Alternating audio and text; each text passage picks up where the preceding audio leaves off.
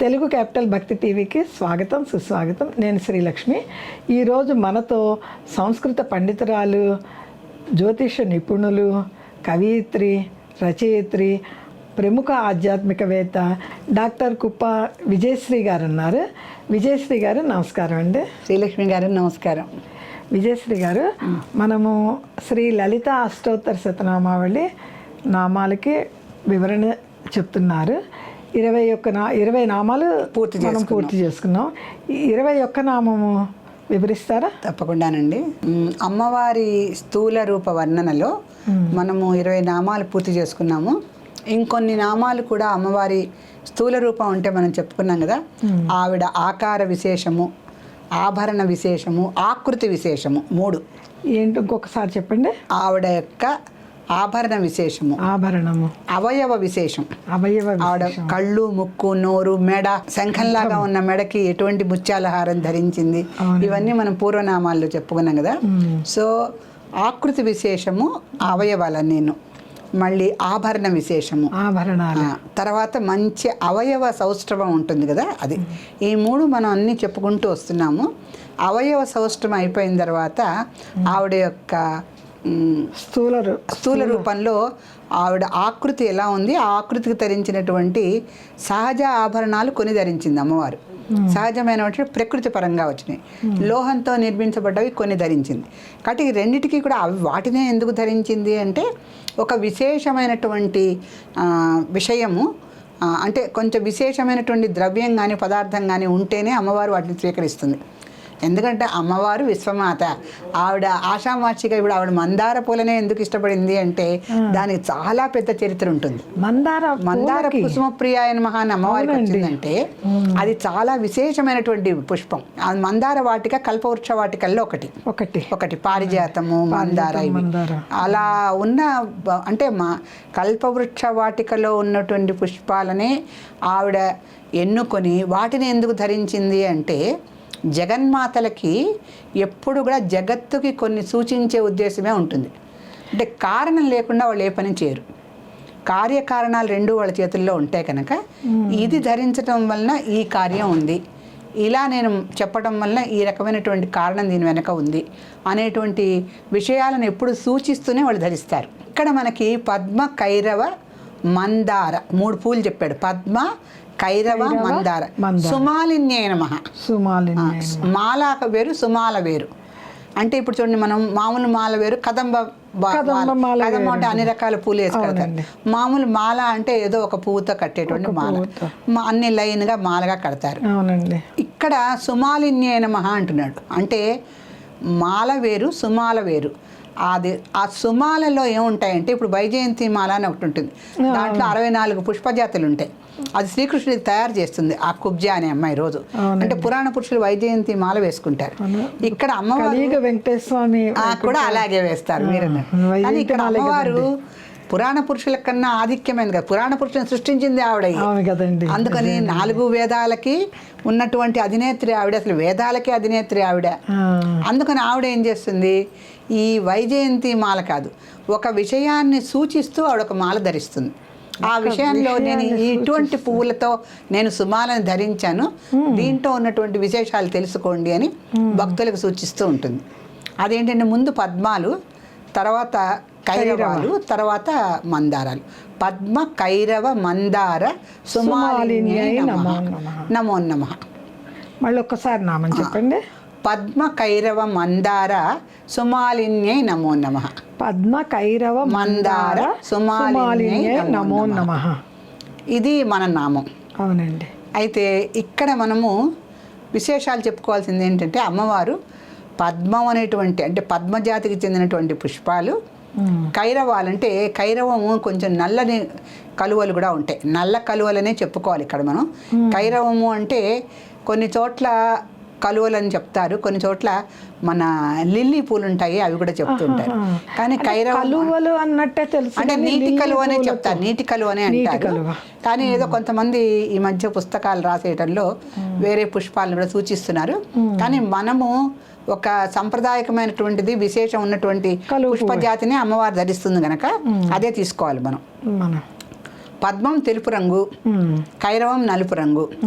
అంటే ఒక తెల్ల కలువ, ఒక తెల్లని పద్మము, ఒక నల్లని కలువ మందార. 3 వర్ణాలైనాయా? ఈ 3 వర్ణాల్లో ఉన్నటువంటి పుష్పాలు మామూలు పుష్పాలు కాదు, శుభ పుష్పాలు. శుభము మంగళకరము అయినటువంటి పుష్పాలు. అంటే పుష్పజాతిలో ఎన్నో ఉండొచ్చు, దాంట్లో మంగళకరమైనటువంటి గుణాలను ప్రసాదించేది శుభప్రదమైనటువంటి పుష్పాలు కొన్ని ఉంటాయి. ఇప్పుడు మొగలి పువ్వు చాలా మంచి పువ్వు, దాని వాసన అత్యద్భుతంగా ఉంటుంది, కానీ పూజారులు పనికిరాదు, శివుడి శాపం ఉండనే ఉంది.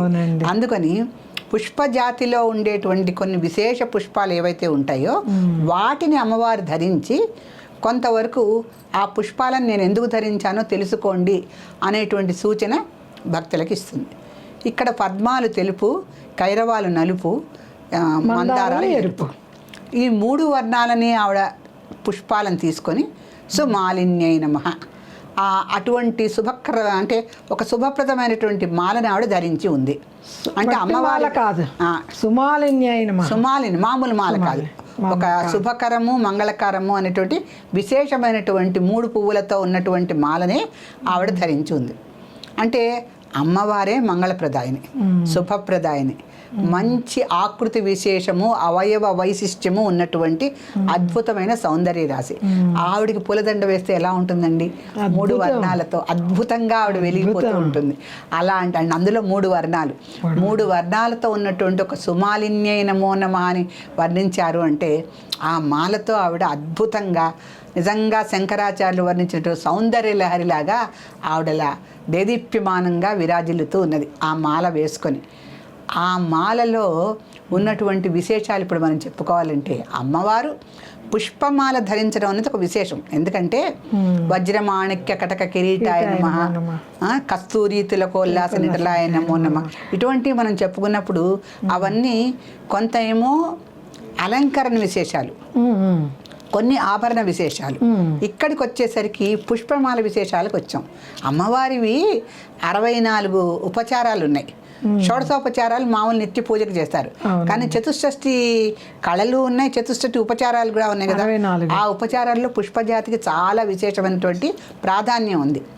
ఆ పువ్వుల మాల అమ్మవారు వేసుకుంది అంటే దీనికి ప్రధానంగా మనం చెప్పుకోవాల్సింది ఇదే ముఖ్యమైన పాయింట్ అండి. దీంట్లో సత్వ రజస్తమో గుణాలని ఆ 3 పువ్వులు తెలియజేస్తున్నాయి.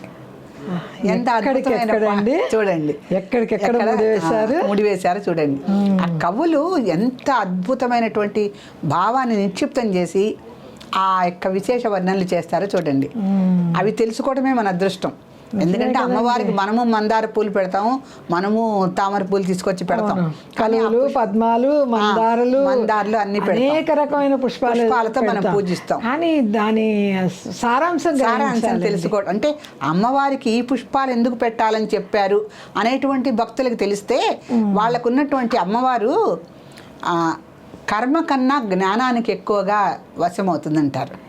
కర్మ అనేది మనం చేసేస్తాం, పువ్వులు కొంటామండి, లేకపోతే ఇంట్లో పూస్తాయి, అవి పెడతాం. అవి పెట్టడంలో ఉండేటువంటి విశేషం తెలుసుకొని పెట్టామనుకోండి. ఇప్పుడు మందార పువ్వే ఉంది, మన దొడ్లో కోసి పెడతాము, అమ్మవారికి పెడతాం. కానీ మందార కుసుమ ప్రియాయ నమః అని పెట్టండి అమ్మవారికి, ఎంత అద్భుతం అండి. అప్పుడు ఉండే అమ్మవారి అద్భుతం వేరు. ఆ అద్భుతాన్ని చూసి పరవశించే భక్తులం మనం తన్మయులం అయిపోతాం. ఇప్పుడు ఒక మనిషి తెలిసిన వాళ్ళు ఉన్నారండి మనకి, వాళ్ళకి ఇష్టమైన వస్తువు మనం తీసుకెళ్తే వాళ్ళ కళ్ళల్లో వెలుగు చూస్తాం మనం. ఆ వెలుగు మామూలుగా మానవుల్లో చూసే మనం సంతోషపడతాం. మనం ఇచ్చిన వస్తువు వాళ్ళకి నచ్చిందని చాలా సంతోషపడతాం. మనం నాకు ఇష్టమైన వస్తువు తెచ్చారని వాళ్ళు సంతోషపడతారు. ఇక్కడ ప్రేమరూప ప్రియంకరి అమ్మవారు, అమ్మవారు ప్రేమరూప ప్రియంకరి. ఆవిడ ఏదైనా కూడా ప్రియమైన వస్తువులనే చేస్తూ ఉంటుంది. ఆ అంశలో పుట్టిన స్త్రీ జాతి వాటిని అనుసరించాలిగా. అందుకేనండి మన పూర్వపు సంప్రదాయాలు ఎంత అద్భుతంగా చెప్పారంటే, ఎవరింటికి వెళ్ళినా ఉట్టి చేతులతో వెళ్ళకూడదని చెప్పారు. ఇంకా విశేషంగా గురువుల దగ్గరికి, గర్భిణీ స్త్రీల వరకు, చంటి పిల్లల దగ్గర అస్సలు ఉట్టి చేతులతో వెళ్ళొద్దు. ఈ 3 సృష్టికి ప్రతిరూపాలేగా. గురువు లేకపోతే అసలు ఎక్కడుంది? గురుర్ బ్రహ్మ, గురుర్ విష్ణు, గురుర్దేవో మహేశ్వర. అలాగే గర్భిణీ స్త్రీ ఉంది అంటే ఆవిడ సృష్టికి ప్రతి సృష్టి చేస్తోంది కదా. ఇన్ని కోట్ల మంది జనాలు ఉన్నారండి, ఎవరు చేయగల సృష్టి? పిల్లల్లో అసలు భగవంతుడే ఉన్నాడు. అసలు ఇన్ని కోట్ల మంది జనాలు ఉంటే ఎవరు సృష్టికి ప్రతి సృష్టి చేయగల శక్తిమంతులు ఈ మొత్తం ప్రపంచంలో? స్త్రీ తప్ప. అందుకని ఆ స్త్రీ దగ్గరికి వెళ్ళేటప్పుడు ఆవిడ కూడా స్త్రీకి సహజంగా మంగళత్వ కారణాలు ఉన్నప్పటికీ కూడా ఆవిడ గర్భిణిగా ఉన్నప్పుడు పరమాత్మ స్వరూపాన్ని ఆవిడ లోపల నిక్షిప్తం చేసుకుని ఉంది కదా, అటువంటి గర్భిణీ స్త్రీ పరమాత్మతో సమానం అని మాతృదేవో భవ అన్నారు. పితృదేవో భవ. అట్లా ఆ మాతృత్వాన్ని నింపుకున్నటువంటి స్త్రీ దగ్గరికి మనం తృణమో పణమో అన్నట్టు ఒక చిన్న కానుక తీసుకువెళ్ళాలి. ఇక మీరు అన్నట్టు పసిపిల్లలు, చంటి పిల్లలు వాళ్ళ పరమాత్మ స్వరూపాలే, వాళ్ళ దగ్గరికి కూడా వెళ్ళినప్పుడు ఏదో తీసుకెళ్ళాలి. మన సంప్రదాయం ఇది. ఇలా మనము మానవులు తీసుకెళ్ళిన ఎంత ఆనందంగా, ఎంత ఆనందం అండి, ఎంత ఆనందం. ఒక పండు, ఫలము, ఒక పుష్పం చూసినా ఆ పుష్పం చూసి ఎంతో తన్మయమైపోతాం, ఆనందిస్తుంది. ఇప్పుడు పువ్వులు అంటే ఇష్టం ఉన్న వాళ్ళకి మంచి పువ్వులు తీసుకెళ్ళిస్తే ఎంత వాల్యుబుల్ గిఫ్ట్ అని అంటారు వాళ్ళు వెంటనే. ఎందుకంటే దాని బదులు ఒక పెద్ద కంచిపట్టు చీర ఇచ్చినా వాళ్ళకి అంత ఆనందంగా ఉంటుంది. ఈ పువ్వులు చూస్తారు వాళ్ళకి అంత ఆనందం ఉంటుంది. ఇదంతా ఏంటంటే శుభలక్షణాలు ఉన్నటువంటి స్త్రీల స్పందనలు ఇవన్నీ.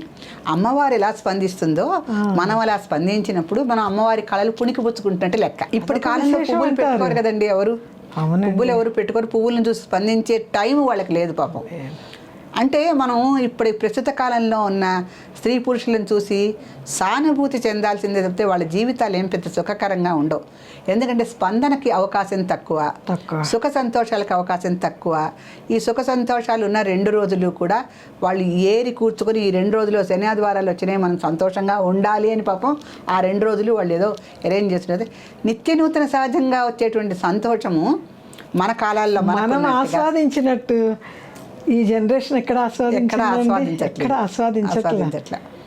అలా అమ్మవారికి పద్మాలు, కైరవాలు, మందారాలు వేసేటువంటి మాల వేసేసరికి ఆవిడ చెప్పిందట, ఈ ఊరికే వేసుకోవాలి ఈ మాల నేను, ఇవి సత్వరజస్తమో గుణాలు రా అబ్బాయి తెలుసుకోండి. సత్వరజస్తమో గుణాలకి ఇది లేనిదే సృష్టి లేదు. ఈ మూడిటితోనే మాయ కూడా ఉంది.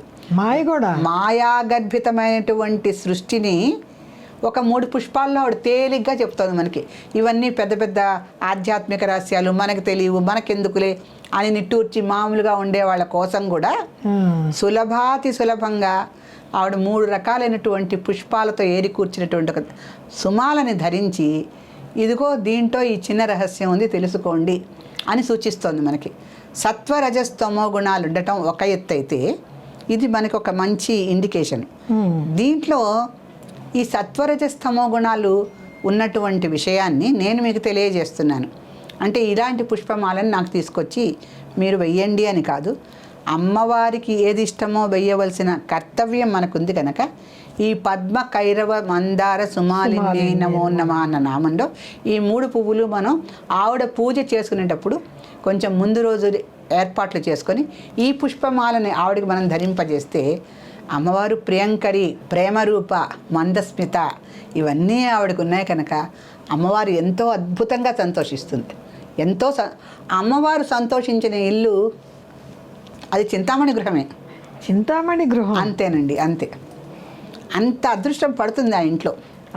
ఎందుకంటే అమ్మవారు నడయాడేటువంటి ఇల్లు చాలా ఉంటాయి, మనకు తెలియదు. అంటే మనము కొన్ని ఆలయాలకు వెళ్ళినప్పుడు అక్కడ కొంతమంది ప్రత్యేకమైన వ్యక్తులు వస్తారు. వాళ్ళని మనం కనుక కలిసి అనుభవాలు తెలుసుకుంటే అమ్మవారు వాళ్ళకి ఎలా ప్రత్యక్షమవుతోంది, ఎలా వాళ్ళ ఇంట్లో నడయాడుతూ ఉంటుంది, ఎటువంటి స్పర్శానుభూతులు, అనుభూతులు వాళ్ళకి కలుగుతున్నాయో వాళ్ళు చెప్తారు. అంటే వాళ్ళు ఇవన్నీ చాలా శ్రద్ధగా, జాగ్రత్తగా అమ్మవారిని ఎలా సంతోషపెట్టాలనే విషయాన్ని వాళ్ళు ఎక్కువ ఆలోచించి చేస్తూ ఉంటారు. దీని తర్వాత అమ్మవారు ఇంకో విషయం కూడా చెప్తోంది. నేను ఈ 3 పుష్పాలతో కూర్చుకున్నటువంటి ఈ కదంబమాలను ఎందుకు ధరించాను అంటే, సృష్టి అంటే ఇప్పుడు సృష్టి స్థితి లయలు అనేవి ఏదో 3 పంచుకున్నారే కానీ లయకారకుడైనటువంటి శివుడికి ఉన్నటువంటి అధికారము, సార్వభౌమత్వము మిగతా ఇద్దరికీ లేవు. అసలు విష్ణుమూర్తి శివుడు ఒకటే, శివాయ విష్ణు రూపాయ విష్ణు రూపాయ శివ, ఇది ఉంది కనుక వీళ్ళిద్దరూ స్థితికారకులు, లయకారకులు, ఏకత్వంలో భిన్నత్వంలో వాళ్ళిద్దరు ఒకటే. కొంచెం భిన్న రూపాల్లో పురాణ పాత్రల కోసం పెట్టుకున్నారు.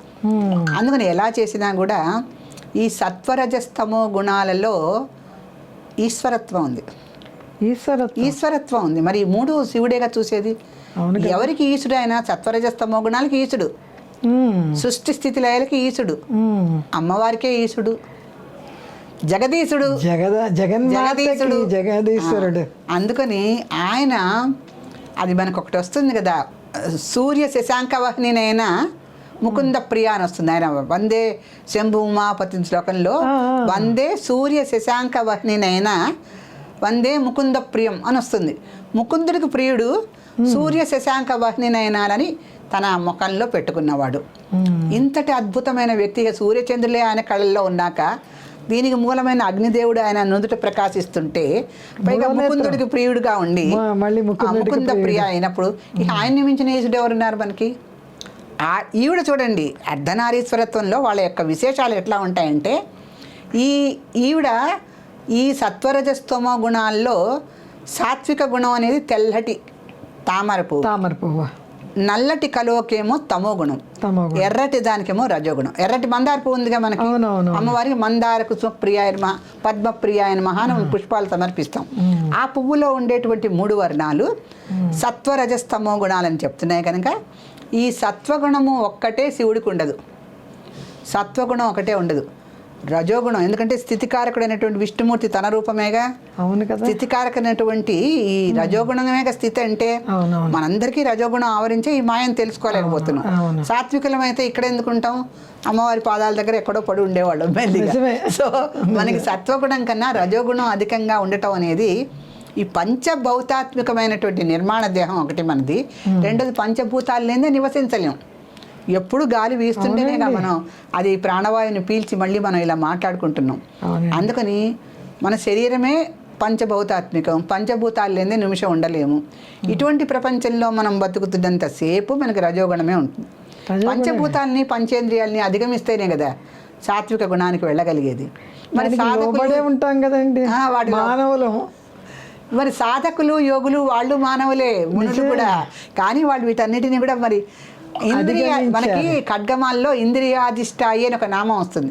ధ్యాన శ్లోకంలో వస్తుంది, నామం కాదు, ధ్యాన శ్లోకం. అమ్మవారు ఇంద్రియాధిష్టాయి, మన ఇంద్రియాలన్నిటిలో అధిష్టానం వహించి ఆవిడ ఉంది. ఆవిడ ఉన్నప్పుడు ఏం చేయాలి? ఈ ఇంద్రియాలని ఆవిడకే ఇచ్చేసేయాలి. మనం బాగా శుభ్రంగా మనకు కావాల్సిన జీవితాన్ని అనుభవిస్తూ ఇంద్రియాలను ఎలా పడితే అలా వాడుకుంటాం మనం, ఈ పంచేంద్రియాలని. అలా కాకుండా ఆవిడకి అంకితం చేసినప్పుడు ప్రహ్లాదుడల్లే అమ్మవారిని చూడని కన్నులు కన్నులే అంటాడు ఆయన. ఆవిడ యొక్క స్థుతులు వినని చెవులు చెవులా అంటాడు. అంతే విష్ణుమూర్తి విషయంలో చెప్తాడు ఆయన. ఎలా చెప్పినా పంచేంద్రియాలని భగవంతుడికి అర్పణ చేసినటువంటి ప్రహ్లాదుడు లాంటి వాళ్ళు ఉంటే వాళ్ళకి సాత్విక గుణం ఉంటుంది. మనకేంటి, మనం పూజ అనేది జీవితంలో ఒక రోజులో ఒక భాగమే. మనం రోజు కూడా చేయగలగలేకపోతాం, ఒక రోజు చేస్తాం. చేసినప్పుడు 24 గంటల్లో పూజ అనేది ఒక గంటకో అరగంటకో మనం ఒక భాగంగా మాత్రమే పెట్టుకుంటాం. పూజే నిత్య నూతన జీవితంగా పెట్టుకున్నటువంటి చరిత్రకారులు ఉంటారు కదా, ప్రహ్లాదుడు కానీ ఇంకోళ్ళు కానీ, వీళ్ళకి సాత్విక గుణం అలవాటు పడుతుంది. ఎందుకంటే ఎప్పుడు సత్వగుణంతో ప్రధానంగా ఉన్నటువంటి దైవ భావనలో వాళ్ళు ఉంటారు కనుక. రామదాసు, అన్నమాచార్యులు, త్యాగరాజు, వీళ్ళందరూ అట్లా ఉన్నవాళ్ళు సత్వగుణ ప్రధానులు. వాళ్ళందరూ వాళ్ళు ఇహలోకంతో వాళ్ళకి సంబంధం లేదు. దైవ ప్రార్థనలో వాళ్ళ త్యాగరాజు అలా ఊరు ఊరు తిరుగుకుంటూ పాటలు పాడుకుంటూ ఉండిపోయాడు. అన్నమయ్య కూడా అంతే. అటువంటి వాళ్ళకి సత్వగుణం అధికంగా ఉంటుంది. అంటే పూజ అనేది రోజులో ఒక చిన్న భాగం మాత్రమే పెట్టుకున్న వాళ్ళకి రజోగుణం అధికంగా ఉంటుంది. అసలు పూజ ఏమిటి చేసేది, మాకు టైం లేదు అనుకుంటే తమో గుణంలోకి వెళ్ళినట్టే పూర్తిగా. అంతే. పూజ చేయకపోయినా ధ్యానం చేసుకుంటే, పూజ చేయకపోతే తప్పులేదు. కానీ అసలు పూజ అక్కల్లా, ధ్యానము అక్కల్లా, సాధన అక్కర్లేదు అనుకుంటే తమో గుణ ప్రవృత్తి వాళ్ళలో అధికంగా ఉన్నట్టే చెప్పుకోవాలి. మానవ జీవితానికి మేధస్సునిచ్చి సంస్కారాన్ని సహజంగా ఇచ్చినటువంటి భగవంతుడికి తిరిగి కొంచెం ఉన్నా మనం రిటర్న్ చేయాలిగా. ఎవరి దగ్గరించినా 10 రూపాయలు తెచ్చుకుంటే వాళ్ళకి 10 రూపాయలు ఇవ్వాలిగా ఎప్పుడో అప్పుడు. అలా అమ్మవారు మనకి కోట్ల రూపాయల యొక్క దేహధనం ఇచ్చింది. ఈ దేహం మళ్ళీ వాళ్ళకి అంకితం చేయాలిగా. మరి చెయ్యాలంటే కనీసం రోజు మొత్తంలో ఆవిడ ధ్యానానికి నీకు ఎంత సమయం కుదురుతుందో అంత సమయం కూడా నువ్వు ఇవ్వలేకపోతే నువ్వు తమోగుణంలో జీవిస్తున్నట్టే లెక్క. మనకి జన్మనిచ్చినందుకు ఇంకేమి చెయ్యాలి కదా మరి. అందుకని అమ్మవారి ధ్యానం చేయొచ్చు, అయ్యవారి ధ్యానం చేయొచ్చు, ఇష్టదేవతా ధ్యానం చేయొచ్చు. కానీ ఈ సత్వరజస్తమో గుణాలు అనేవి వాటిల్లో ఎవరి సంస్కారం కొద్దీ వాళ్ళకి ఆ గుణం అలవాటు పడతారండి. ఇప్పుడు ఋషులు, ఈ సాధకులు, యోగులు ఉన్నారంటే వాళ్ళ దగ్గర ఏవి లౌకిక విషయాలు ఉండవు. ఉన్నా కూడా వాళ్ళకి వినిపించవు, వాళ్ళ స్పందన ఉండదు. రజోగుణంలో అన్నీ ఉంటాయి. ఏది మాట్లాడినా అరిషడ్వర్గాలు ఉన్నాయా, కామ, క్రోధ, లోభ, మదం, ఆశ్చర్యాలు, ఇవన్నీ వాళ్ళకి వాళ్ళ శరీరం మీద కనిపిస్తూనే ఉంటాయి. అంటే రియాక్ట్ అవుతూ ఉంటారు ఈ షడ్వర్గాలు, అరిషడ్వర్గాలకి. తమో గుణం అయితే చెప్పక్కర్లేదు, దానికి కామక్రోధ మద మోహమాశ్చర్యాలని వాళ్ళు ఆచరణలో కూడా పెడతారు. అంతే కదా, మరి తమో గుణం అంతే కదా, తమో గుణం మనం పేపర్ చదివినా టీవీ పెట్టినా అన్ని తమో గుణ ప్రవృత్తులని అధికంగా చూస్తున్నాం ఇప్పుడు మనం కలియుగం మొదటి పాదంలోనే. ఈ రకంగా ఈ 3 పుష్పాలని ఆవిడ ధరించి ఈ 3 పూలని ఈశ్వరత్వానికి ఆవిడ సూచిస్తోంది. సత్వరజస్తమో గుణాలు అనేవి శివుడికి ప్రధానమైనటువంటి అంశాలు. 3 ఆయనలో ఉన్నాయి. అంటే ఈశ్వరత్వం అనేది సత్వరజస్తమో గుణాలతో మిళితమైంది. అటువంటి ఈశ్వరత్వంలో మిళితమైనటువంటి ఆ పుష్పాలను నేను ఎందుకు ధరించాను? ఆ ఈశ్వరుడు అర్ధాంగిని కదా మరి నేను. అవునా, ఆమె శశాంక శేఖర ప్రాణవల్లభాయ కామేశ్వర ప్రాణనాడి ఇన్ని ఆవిడ. అందుకని భర్త ఎలా ఉంటే నేను అలాగే ఉంటా. ఈశ్వరత్వం అనేది ఏంటి? సత్వరజస్తమో గుణాలతో మిళితమైనటువంటి ఈశ్వరత్వంలో ఉన్నటువంటి ఈశుడు యొక్క భార్యని కనుక నేను ఈ మాలికని ధరించాను అని చెప్తోంది. అదొకటి సూచన. దీని తర్వాత ఈ 3 పుష్పాలని ఆవిడ ధరించడం వలన ఇంకొక విషయం కూడా చెప్తోంది. ఇంకొక విషయాన్ని ఏం సూచిస్తోందంటే, ఇప్పుడు ఈ సుమాలిన్యై నమః అని వచ్చింది. పద్మ కైరవ మందార సుమాలిన్యై నమో నమః అన్న నామంలో ఎప్పుడైతే సుమమాలని సుమాలగా ఆవిడ ధరించిందో, మంచి సుమాలతో ఉన్నటువంటి మాలని శుభమాలగా ఆవిడ ధరించింది. ఆ ధరించినటువంటి దాంట్లో ఈశ్వరత్వాన్ని ఆవిడ పొందింది. ఆ ఈశ్వరతత్వం ఏంటి? శుద్ధ సత్వానికి దారితీస్తుంది. ఇప్పుడు రజోగుణము తమో గుణము ఉంటాయండి. ఎందుకు ఉంటాయి అంటే శివుడిలో 3 గుణత్రయంతో కలిసి ఉన్నటువంటి వాడు ఈశ్వరుడు. ఆయనలో రజోగుణాలు తమో గుణాలు నిజానికి ఎందుకు ఉంటాయి? శుద్ధ చైతన్య స్వరూపమే ఈశ్వరుడు. కానీ శుద్ధ చైతన్య స్వరూపమైనటువంటి ఈశ్వరుడు కూడా గుణత్రయంతో ఎందుకు కలిసి ఉంటున్నాడు అంటే వాళ్ళ యొక్క కర్తవ్యాలు కొన్ని ఉంటాయి. మరి లయకారకత్వం వచ్చేసరికి అక్కడ శుద్ధ చైతన్య స్వరూపం ఉంటే ఎలా కుదురుతుంది? అలాగే పాపపుణ్య విచక్షణ, దానికి ధర్మాధర్మాల యొక్క విభజన, ఇవన్నీ చేయాలంటే మరి ఈశ్వరుడు యొక్క అంశాలేగా అవన్నీను. మన యొక్క జీవన విధానము పాపపుణ్యాలతో ఎలా ఉంది, ధర్మాధర్మాలతో ఎలా ఉంది, ఆచార సంప్రదాయాలతో ఎలా ఉంది అనేటువంటిది మన తరువాత జన్మని నిర్దేశిస్తోంది. కనుక వీటన్నిటినీ కూడా మరి లెక్కించి తర్వాత జన్మని ఇవ్వవలసింది ఎవరు? ఈశ్వరుడేగా. అవును కదా. ఆయన శుద్ధ చైతన్య స్వరూపంలో ఉంటూ కూడా రజస్తమో గుణాలని కలుపుకొని ఉంటాడు ఆయన.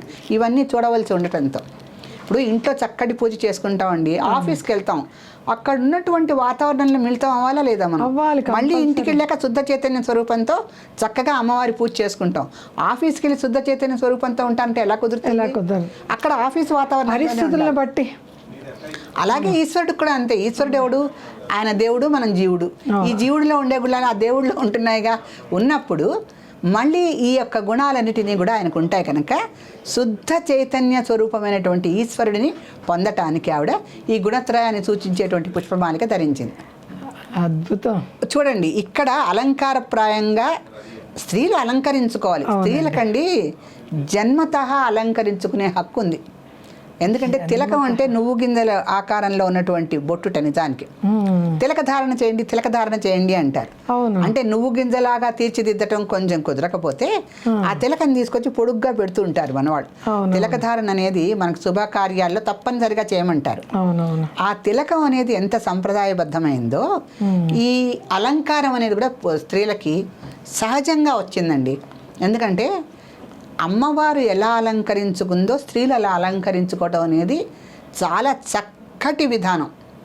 అంటే ఇలా అలంకరించుకోవటం అనేది ఇప్పుడున్న సభ్య సమాజంలో కొన్నిటికి దారి తీస్తోంది, కొన్ని విపరీతాలకు దారి తీస్తోంది. కనుక పాపం ఆడవాళ్ళు కాలానుగుణంగా వాళ్ళ రూపురేఖల్ని వాళ్ళ అలవాట్లని మార్చుకునే వెళ్తున్నారు. కానీ పువ్వులు ఇష్టపడని ఆడవాళ్ళు ఎవరుంటారండి? వాళ్ళ కాలానుగుణంగా వాళ్ళు పువ్వులకు దూరం అవ్వాల్సి వస్తుంది. పువ్వులు ధరించే సమయంలో వాళ్ళు ఉండటల్లా. అందుకని ఆ పుష్పమాలికని అమ్మవారు ధరించింది అంటే ఆ సుమాలిక, సుమమాలిక, శుభమాల ఆవిడకి అలంకారమే. ముందు స్థూల రూపంలో చూస్తే ఆవిడకి అలంకారం.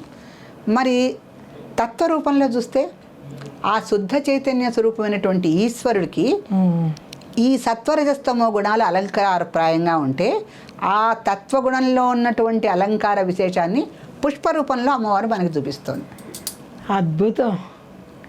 ఒక్క పువ్వులు 3 వేసుకొని ఆవిడ ఎన్ని సూచనలు మనకి ఇస్తుందో చూడండి. పువ్వు పెట్టామా అంటే పెట్టాము, పూజ చేసామంటే చేసామంటే ఎలా. అందుకనే కర్మ కన్నా జ్ఞానం ఇష్టం దేవుళ్ళందరికీ. జ్ఞానం అనేది చాలా అర్థం తెలుసుకొని చేయండి. నామానికి అర్థం తెలుసుకోకుండా నామం గడగడ చదివితే అది శబ్దమే తప్పితే మంత్రం కాదు. ఎక్కాలే అంతే, ఎక్కాలి అప్ప చెప్పినట్టే అవుతుంది. ఇప్పుడు శబ్ద రూపం వేరు, మంత్ర రూపం వేరు.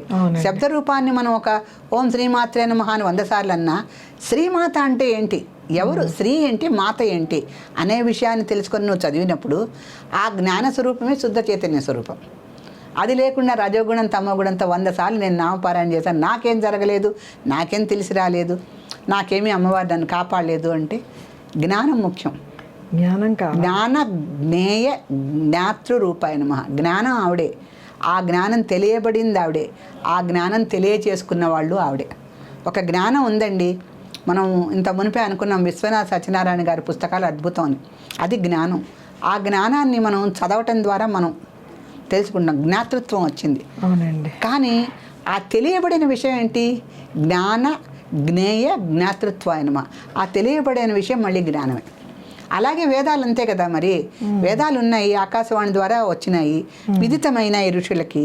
ఆ విదితమైనటువంటి వేదము వాళ్ళకి తెలియబడింది. తర్వాత వేదం అంటే ఏమిటో ఆ శబ్దంలో వాళ్ళు తెలుసుకున్నారు. ఆ తెలుసుకున్నటువంటి శబ్దంలో జ్ఞానాన్ని తెలుసుకున్నారు, అది విదితమైంది.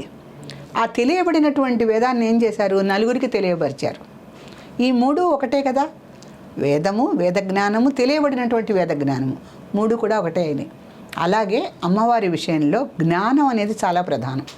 ఇప్పుడు మనము మన టీవీ ఛానల్ ద్వారా ఇచ్చే సందేశం కూడా ఏంటంటే, ఎవరైనా కూడా అమ్మవారికి పూజ చేయనివ్వండి, లేకపోతే ఒక అయ్యవారికి పూజ చేయనివ్వండి, జ్ఞానరహితమైనటువంటి పూజ చేసడం వల్ల ప్రయోజనం మనం ఆశించకూడదు. నువ్వు జ్ఞానం తెలుసుకొని ఊరికే తృప్తి కోసం చేసుకోవటం.